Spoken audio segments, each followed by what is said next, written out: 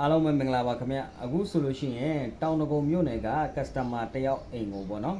သွားပြီးတော့မပို့ဆောင်ပြီးမှာဒီ smart design 7kb ရဲ့ဆက်ရဲ့အလုပ်လုပ်ပုံပေါ့နော်ဆက်ရဲ့အလုပ်လုပ်ပုံကိုရှင်းပြပေးထားတဲ့ဗီဒီယိုလေးပါအခုစပြီးတော့ဆက်ကိုကျွန်တော်တို့မီးစပြီးတော့ထိုးလိုက်မယ်ဆိုလို့ရှိရင်သူက original က auto အကျ66 volt ပေါ့နော်66 80ပဲထားပါတော့80 manual အကျဆိုလို့ရှိရင်20ပေါ့နော် auto 80 manual 20အခုဆိုလို့ရှိရင်ကျွန်တော်တို့ auto အကျ80လောက်ကနေစပြီးတော့ကျွန်တော်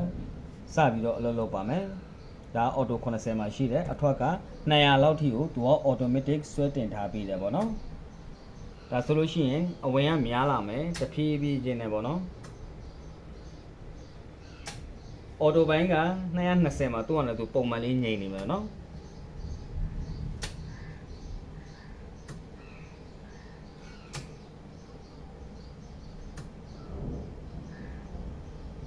ဒါဆိုလို့ရှိရင်မီးက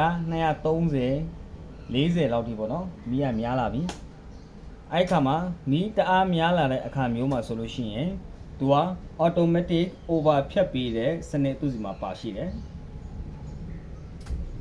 ဒါဆိုလို့ရှိရင် pilot line တွေကနေသွားပြီ over ဖြတ်ချပေးလိုက်ပြီပေါ့နော်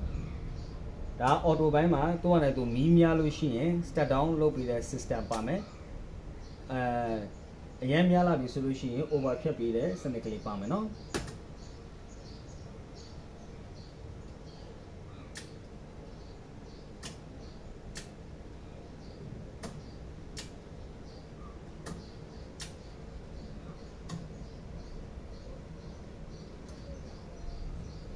ဟုတ်ပြီဒါဆိုလို့ရှိရင်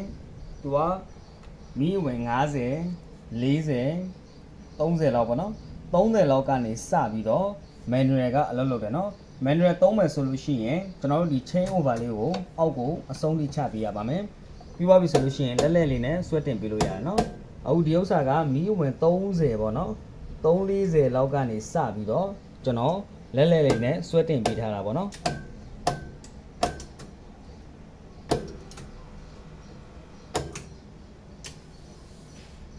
ဟုတ်ပြီဒါဆိုလို့ရှိရင်မီးဝင်40မှာ200ထိကိုကျွန်တော်တို့ဆွဲတင်ပေးထားတာပေါ့နော်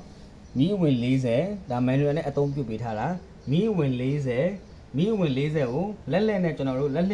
လက်ပေါ့နော်10တက်လောက်ထိ10တက်လောက်ထိဆွဲတင်ပြီးတော့200ကျော်ထိဆွဲတင်ထားပေးတာပေါ့နော်အဲ့အချိန်မှာမီးများလာမယ်ဆိုလို့ရှိရင်လည်းစိုးရိမ်စရာမရှိဘူးသူ့မှာ over ဖြတ်ပေးတဲ့စနစ်က manual မှာလည်းပါရှိတယ်ပေါ့နော်ဒါဆိုလို့ရှိရင် over ဖြတ်ပေးလိုက်တာမီးကိုလုံးဝ cut off လုပ်ပေးပြီးတဲ့အပြင်သူ့မှာ line ကြံစနစ်ပါတယ်ဗောနော် line ကြံစနစ်အဝင်အတိုင်းကိုပြန်ပြီးတော့ကြံတဲ့စနစ်ကလေးပါတယ်အဲ့ကကြလို့ရှိရင်လက်လက်ကိုတစ်ထစ်လောက်ပြန် short ပေးလိုက်မယ်ဒါဆိုရင်ပုံမှန်ပြန်ဖြစ်သွားပြီဗောနော်ဒါကတော့ manual အသုံးပြုပုံလေးဗောနော် auto ရော manual နှစ်မျိုးစလုံးအသုံးပြုလို့ရတယ်ဆက်ကလေးကအရန်ကိုမီးအားကျတဲ့နေရာမျိုးတွေအတွက်ဆိုလို့ရှိရင်ဒီဆက်ကအထူးကိုတင်တော်ပါတယ်ခင်ဗျာအားလုံးပဲကျေးဇူးတင်ပါတယ်